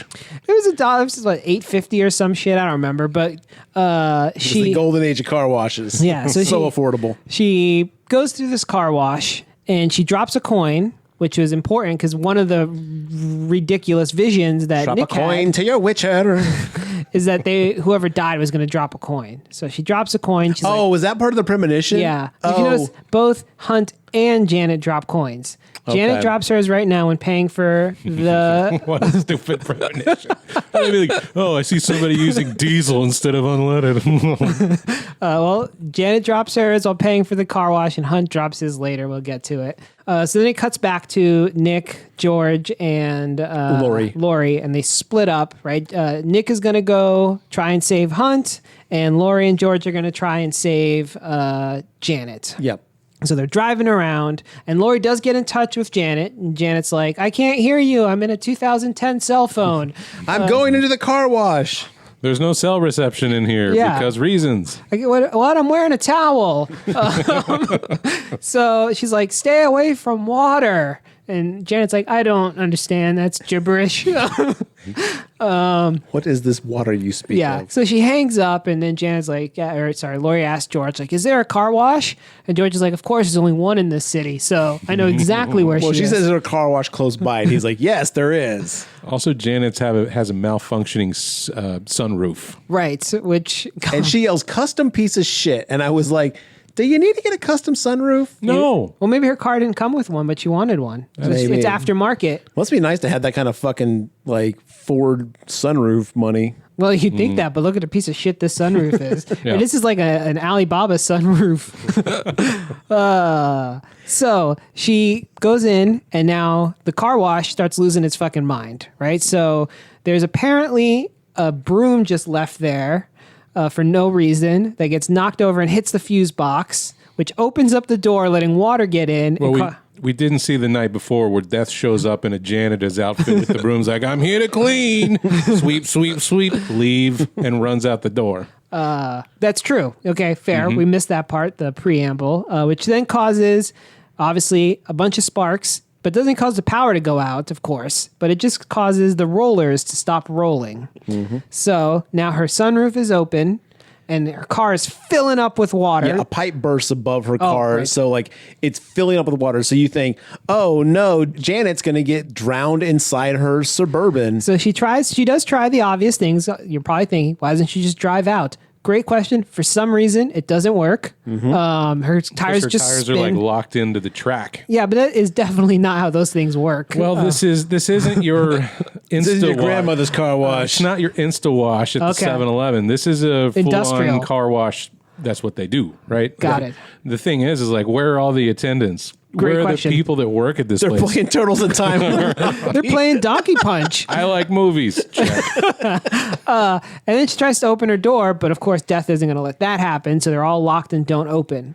So now she's regretting that she bought the waterproofing for her car because her car is just filling up with water and it is not leaking out Yeah, anywhere. wouldn't it seep out the doors? Everywhere. It would seep out everywhere. Don't question. Cars are not designed to fill up like a fucking fish tank. Look, I mean, if Death is going to get this intricate of this mousetrap, Yeah. and I want to see him the night before, like I said, putting on the janitor outfits, Yeah. going up to Janet's car Weather and sealing putting it. sealant all along Yes, the doors. he's over caulking everything. Like, Really go for it, Death. You gotta have a go for hobby. it. So yes, it's filling up, and you think it's almost to the roof now. Like she's got her mouth up to the hole of like, oh man, I've got to get air, and it opens up just enough to where she can get her head out of it. She's gonna climb she, out of it. Pulls it. She's trying to manually open it, but she bought the industrial sunroof, so she couldn't open it for some reason. You know, she actually broke that during that scene. Like she legitimately broke it, and they kept that in the movie. 100% believe it because sunroofs are not that hard to tear open. But so yeah, she gets her head up. John's just ripping cars apart in his spare time. She gets her head up, and now the wheels start moving again. So that she can get near bristles that are fucking going. Well, the crazy. window closes a little bit on her neck, so Oh, it's right, like so it's she can't got go her back neck. down. She's neck locked, and I thought this she was going to the- get decapitated. I did thought too. so too, but this was the goofiest looking scene of the movie. You just have like a car with a little human head on top going, no! It's a pretty funny visual. And it's coming for the roof part of the car wash. So these spinning bristles, and it's getting closer and closer. Yeah, the one that cleans your Yeah. hood and your windshield, To the being whack, whack, whack, whack. Mildly uncomfortable because these things are not going to kill anybody. But instead, Lori, It may lash up your face a little bit. it would hurt. Look, it's not going to be a pleasant experience. You But ain't going to be pretty no more. You're not going to die from it. But Lori and George swoop in the other end of the car wash With their car. and block her just in time and sort of push her backwards. They saved Janet. So We broke the sequence. Everything's okay now. yes, they think we did it. We saved one of them, so that's got to be it because they didn't know which one it was, Hunt or Janet. Right. So Janet's safe. So they think, okay, now let's just hope that Hunt's okay, and we'll go from there and see what happens. So Janet gets out and she's like, oh my God, I can't believe it. I almost got car washed. Whew. And then now we cut back to Hunt, who's still posing, looking all hot and shit. Like this is what I do now. Mm-hmm. God, I got to get in shape. And then he's flipping his Harvey Dent coin. And then sure enough, he's bad at it. It falls and it rolls into the pool. And then we see it float to the bottom of the pool. Also, we see a floating Band-Aid in the pool, which I thought was a nice, gross touch. Yuck. And so he's going to dive into the pool now and get his coin. And he goes into the bottom of the pool. And as he sees it, he's like, oh, hey, it's next to that giant open drain that things are getting sucked into. I'll go check that out. And he does. And somehow he gets turned around and his butt, his gluteus maximus, gets sucked down onto the drain. And now his butt is stuck to the bottom of the pool drain. Which I don't think that force would keep him glued to the floor. Not if you use your hands or arms, but he had both of them just sticking in the air. Like, I guess this is how I live now. Well, here's the thing. I'm a water boy. like, I oh. live down here. This is me now. It hurts so good. I don't want it to stop. He's down there for like 20 minutes. Look, he finished 4 minutes ago, guys. How did he not drown? That's a good Because he was question. down there forever. Right, because Nick then shows up and he's like, Hunt, I guess Hunt's not here. And I guess Nick's a member of the country club. Yeah, he just walks right He's in. got a guest pass. Yeah. Okay. And he's looking around for Like, Hunt. I'm with Hunt. They're like, oh, he's fucking in a cabana over there. Yeah. As he's looking for Hunt and he can't find him, the pool pump just explodes into a geyser of blood. Well, you're skipping like a lot of the awesome buildup, but yeah. So you start to see his back and his chest get sucked in, and All he's right, starting that's like to fair. decompress on himself. The Like his ass was on a crack in space. yeah, like the baby alien from Alien Resurrection. He's getting sucked through the fucking decompression hole. But yes, he gets sucked into the drain tube inside out. The pump that you were describing blows up and shoots blood spray everywhere and chunks of his body. Assuming his intestines. And Very you know gross. what? You know what? Nobody ever fucking talks about Hunt dying for the rest of the movie. Well, That's right. We don't even say, man, sure sucks Hunt died. Well, Nothing. They were like, fucking Hunt, if any one of us had to go, glad it was him. Yeah. So they're like, oh, I didn't realize that, but I think you're right. I was No like, one mentions it. what great friends. They're like, You let's know go what to I the mean? mall and watch a movie. Right, Dad. Now let's go watch a fucking movie because I have nothing better to do with my time. Should we mourn Hunt? Nah. Really, really solid point, Mark. I didn't notice that either. So they think they've beaten the game here. Well, not now. But yes, but they're like, oh wait, shit, that Hunt died. So who's next? Well, they think it's who's it Skip? Who's next? They think George because they're like, well, George was next to die in the premonition, so we need to go get George. The last thing we heard of George is he was like, hey, I've made peace. If I die, I die. No big deal. But they're like, oh shit, we didn't stop it. George is next. Let's go talk to him. They go to George's house. He is hanging by a noose from the ceiling, and they walk in. They're like, oh George, we're too late. We should have done something. And he goes. They get him down and he's like, I've been trying to kill myself for 4 hours. And I'm like, what the fuck? And this is the first time this has ever happened. He's immortal. He apparently. becomes immortal. And I was like, holy shit. Like the first time I saw this movie, I was like, the game has changed. I did want to know if it's like, oh, if you're on the list, you can be fucking Groundhog's Day attempt killing yourself. No. He's like, I tried to kill myself with a car. I hanged myself. I ate this whole bottle of pills. Yeah. I had this whole bottle of Jack. You're just like, what the shit, dude? And they're like, oh, well, I guess since you can't die, the only logical conclusion is curse is over. Curse is broken, people. So they're like, bust out the champagne. And they do. They yeah. drink in celebration. And he's all like, I guess I'll live my life to the fullest now. And I'm like, you have no choice. I'm a reformed man. And I'm like, And this is because they saved Janet from the car wash. right. Yes, they That's when think they they decide broke that it. that is what's happening. Right. They're like, even though Hunt died, he was a dick. So we're going to discredit him and say, because we saved Janet, everything's fine now. But then the TV like magically turns on and the news reports like, word has got out that the cowboy from the racetrack is feeling better and blah, blah, blah. And they're like, what the fuck? He's still around? And Nick goes, oh my God, he was next in line. I totally didn't even think about it. So they're like, well, we got to get to the hospital. George and Nick have got to get to the hospital to see what's going on with this cowboy. Lori and Janet. Well, Janet's not answering her phone or something. So Lori's like, I'll go get with her. And they end up going to the mall. Love Lays Die in 3D. That's what they're going to go see. Oh, okay. Yeah. So Janet and Lori don't know about the sequential skip fuck up. Yes. So they're off at the mall, trotting around, having a day at the mall, not morning hunt. Because Janet thinks we're going on a trip. Me and Nick are going on a trip because, like we broke the sequence. We're all going to live happily ever after. Let's take a vacation.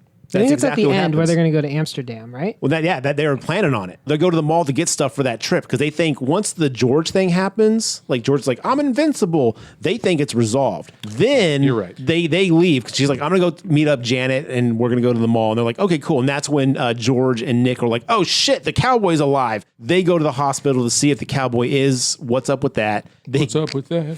What's up with that? Yeah. They go there. The cowboy gets crushed by a giant bathtub. The dumbest kill in the whole movie. And a lot of these. Come on, dude. The little old man in the swing going, hell.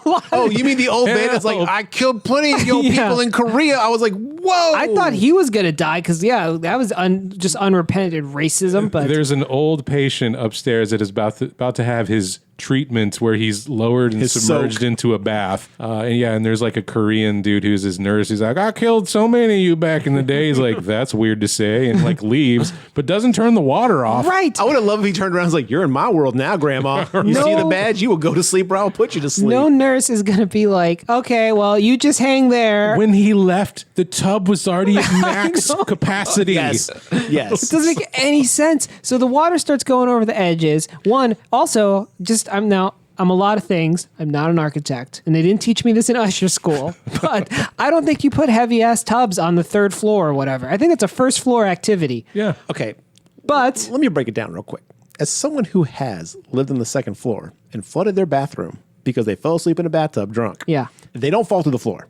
Now, over extended periods of time of rotted wood and stuff like that, yes, that could happen. This tub is also the size of like a small pool. Though. Yes, it is. It is. It definitely weight is not ideal, but I feel like hospitals are designed to have reinforced floors due to the weight of beds, other Probably, yeah. issues. I don't think they're going to put that in there without knowing, like, hey, this needs to go in a place that can handle this. so ton of water starts pouring over. Hospitals, no lawsuits. You'd Sure. think way more water than is coming out of that spigot. It starts flooding over the sides and starts dripping on the cowboy. And the cowboy's like, okay. And So now we know. And he's in bed like bandaged up, like he can't move. So he's watching the ceiling kind of like give way, and he's like, "What the fuck?" This is the part that pisses me off, even more so than the flooding doesn't make any sense. We know the cowboy is directly under the tub.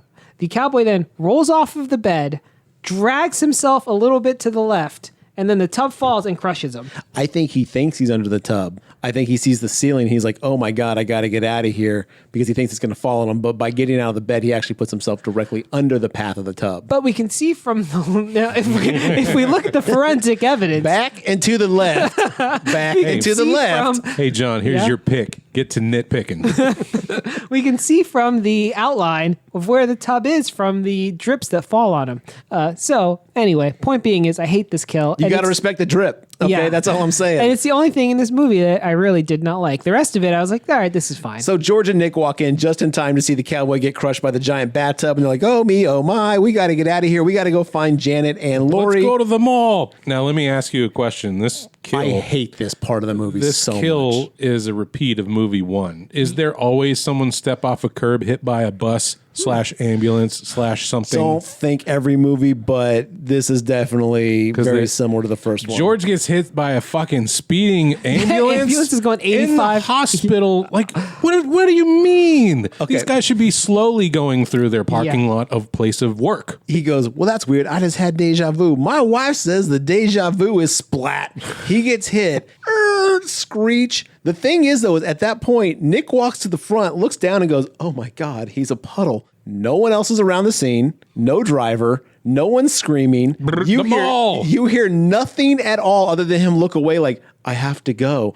There's no reaction of anybody or anything because he's the only one that exists in this moment. And he's like, "Yes, I got to go to the mall and rescue the girls." At this point, we get the most convoluted bullshit scene. And let me just burn through it real quick. The girls are going to watch a movie to take their minds off of things. I think it's called Till Death Do Us Part. no, it's Because Love Lays Dying 3D. what is it? Love Lays Dying 3D. Okay. Yes, but it's actually Rennie Harlan's Long Kiss Goodnight from 1996. So basically, they just used clip of like real movies to like make Lovelace Dying for the screen. They didn't actually film that shit themselves. That's just clips from other fucking movies. Well, they don't have other movie budget for this movie, you know? They had enough explosions they could have recycled a different camera angle or something. But yeah, so the girls are seeing a movie. At this point, Janet is like hearing and seeing things that are reminiscent of the same things that happened at the very beginning at the NASCAR scene, and she's starting to catch on. It's Lori. Lori, I'm Yeah. sorry. Janet is like, everything you're saying is bullshit and everything's fine and nothing that you're saying is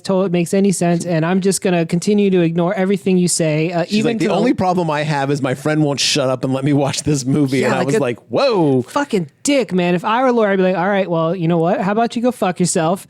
Enjoy the explosion that's about to rip your face off because I'm leaving.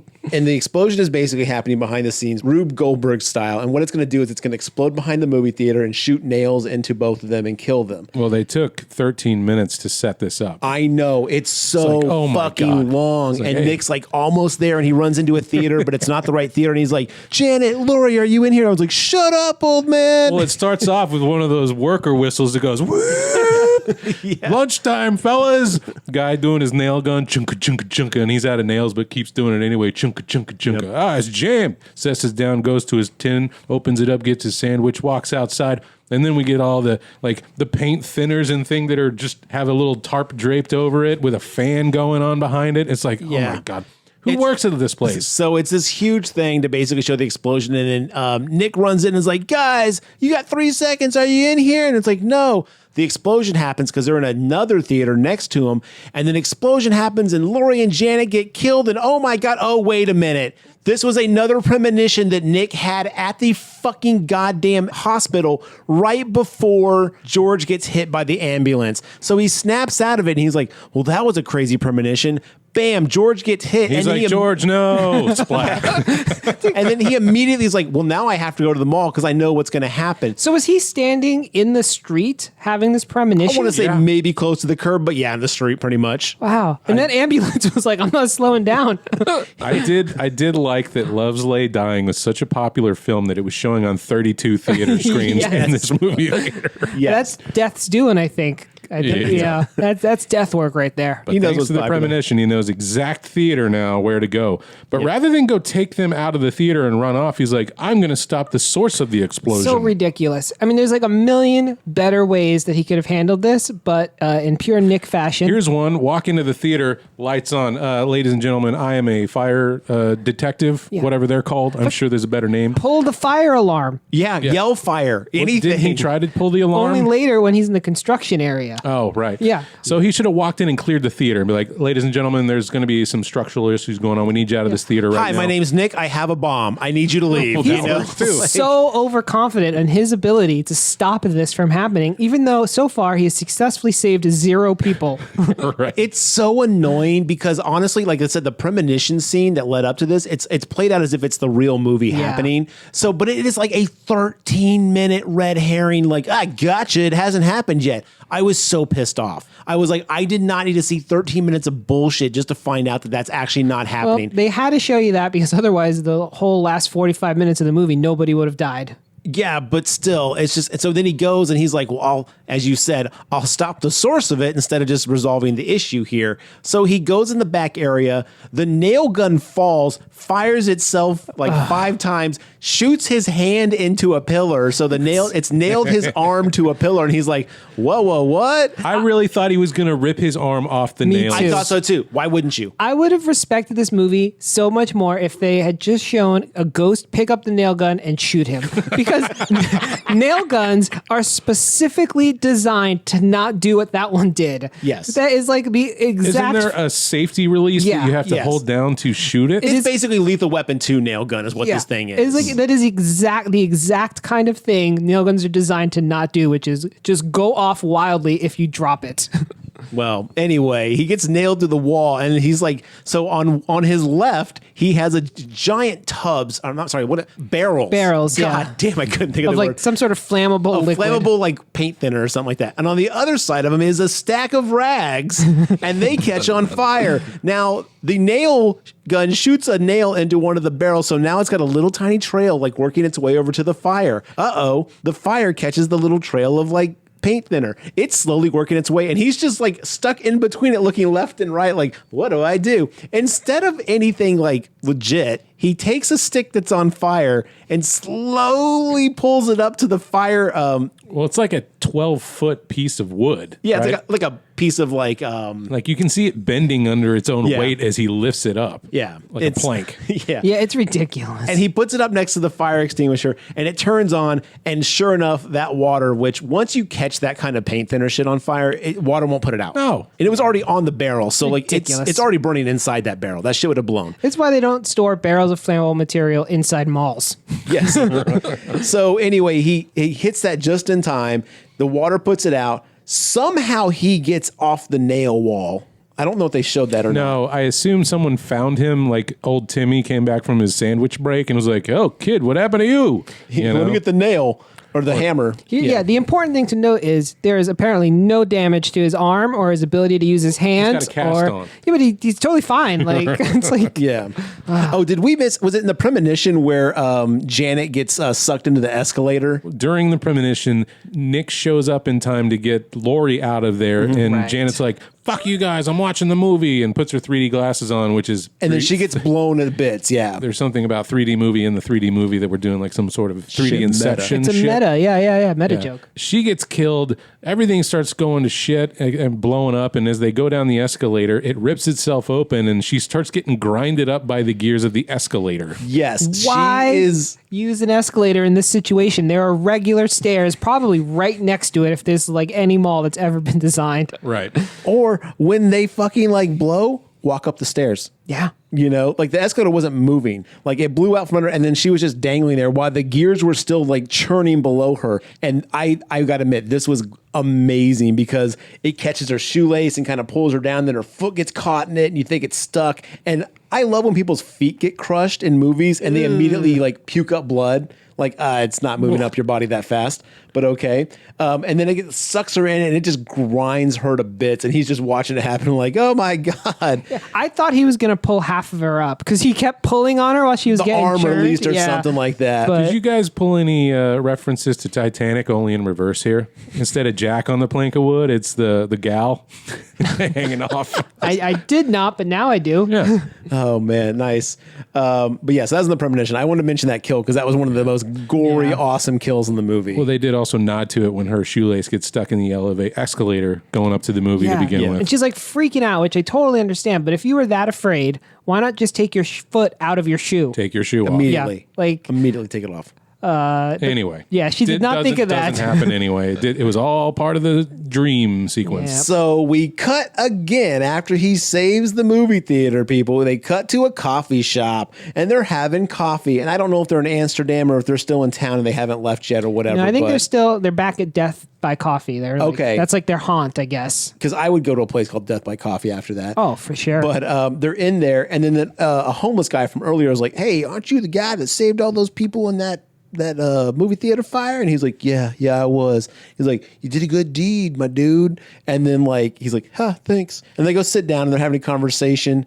And they're like, "We're going to go travel. We're going to take a trip. It's so fun and free to be happy and alive." And then he's like, "Wait a minute. What if we're exactly where death wanted us to be all along?" And then It's a usual suspect scene where they're looking at all the things around the room and piecing it together. He sees like something scratched on the table. He's like, "Oh no!" yeah, like before it he lifts said, up his cup and says Kobayashi on it. Right. yeah, it had like before it was like, oh, all will happen or some shit. And it was like scratched out and some new phrase was there. And he's like, we're gonna get hit by a bus, and a fucking bus just comes barreling through and kills them all.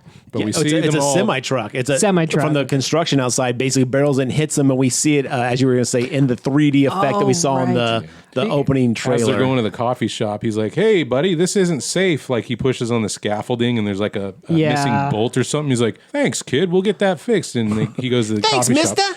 Yeah, and sure enough, that thing breaks and hits a truck and barrels into him and kills him. Man, He kills cars, I'm going to tell you, if I were in the Final Destination universe, I would invent brakes, particularly parking brakes. I think I would save a lot of lives. him. I would just not be around machinery don't because know. it will all fail as Yeah. death's hand. Just become Amish. Yeah. Done and done. Yeah. You know what one trope I'm really tired of, though? I'm really tired of the "oh, we made it. Oh, did we make it?" And I'm tired of that in these movies. That's every one of these. Yeah, I that's the don't need a final- 5 or 6 minute outro where it's all like, "Oh, thank God we're alive. It's so nice to be free of that whole situation." You guys remember Hunt? Nah.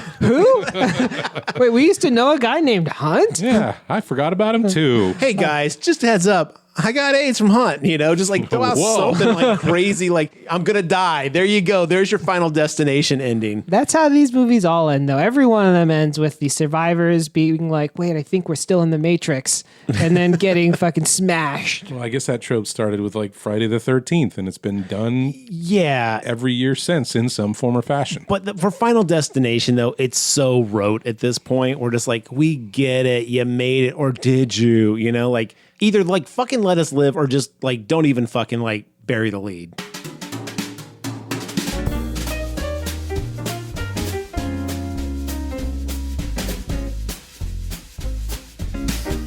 Well, I would recommend this one. It's stupid, but it's fun. It's bad, but it's fun. I concur. Yeah, this movie's fantastic. It is a fun watch. In fact, like after Saw 7, I was like, I don't ever want to see another Saw movie. After this, I was like, I could go back and watch the rest of the Final Destinations. I'm actually going to watch the other ones that I skipped. Yeah, it's just Number a fun 3, fantastic fake tits in it. I know there's a cheerleader scene I think I saw a clip of at one point where she's doing flippity flops and then breaks her neck or something. That's one.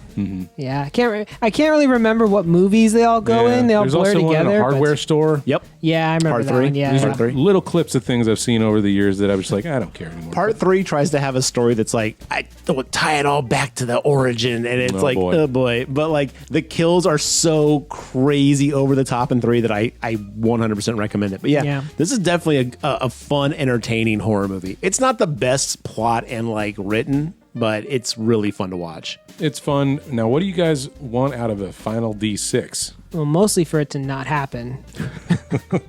Well, it is 2022. I don't know. I don't know where they could take it that hasn't been played out. I mean, I didn't see 5, so I have to go watch that one because Garrett says 5 is really good. So maybe there is something they can build on top of that, but highest rated on Rotten Tomatoes. yeah. As far as plot line, I don't know really where they take it. Probably just another standalone story.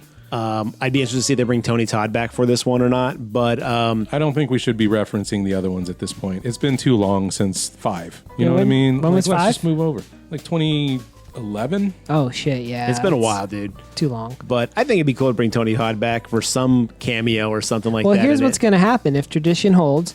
They're going to get rid of all the other ones, and this one is going to start right after number 1. I think this will definitely be its own standalone story, but I hope that they take a lot of time and really think about the kills and don't belabor them too much. Like, definitely give us that tense lead up, but I hope they don't do a lot of haha, you thought it was this, but it's actually this. Like, let us be rewarded for catching some of the oh, that fan looks real rickety, and then it's oh shit, the fan got him. We totally knew that was coming. Give us a few of those. I want less misdirect and more just straight to the point. Here's how death is going to kill him. I think y'all are watching the wrong movie franchise. Which I wish this movie was nothing like any other Final Destination. I mean, it'd be cool, The but that's formula's just good, but yeah, that's just not how this movie works or this franchise. But maybe it's time to mix it up. So yeah, we'll see what they do. I think it's it'd be been cool. 10 years, almost 9 Yeah. years, 8 years, something like that. You know, Math is fucking if it was hard. 2011, it's been 10 years. 11 in 2022 when it comes out. Yeah. So. Well, that's 3 recommendations for the lowest Rotten Tomato scored entry in the Final Destination. Well, Garrett, what do we have coming up next week? We've got 2 more to round out the month of Worst in Show. Next week's episode is going to be what I feel is a travesty of a rating. Classic Child's Play 3 with our man Chucky, voiced by Brad Dourif. That will be the movie we're doing from the Child's Play franchise, because evidently that's the lowest fucking reviewed one out of all the other garbage that's come out. So incorrect. One of the worst movies ever made is in the Chucky mainline series, and we'll talk about it next week. But have you seen the Final... I had to think for a second. Sorry. I'm glad you thought about The Final Destination listeners, why don't you let us know on our social media? We've got an Instagram, Facebook, and Twitter account. You can find all things at thegravetalk.com. Links there. Let us know what you think about it. And until then, stay safe, and we'll see you next time.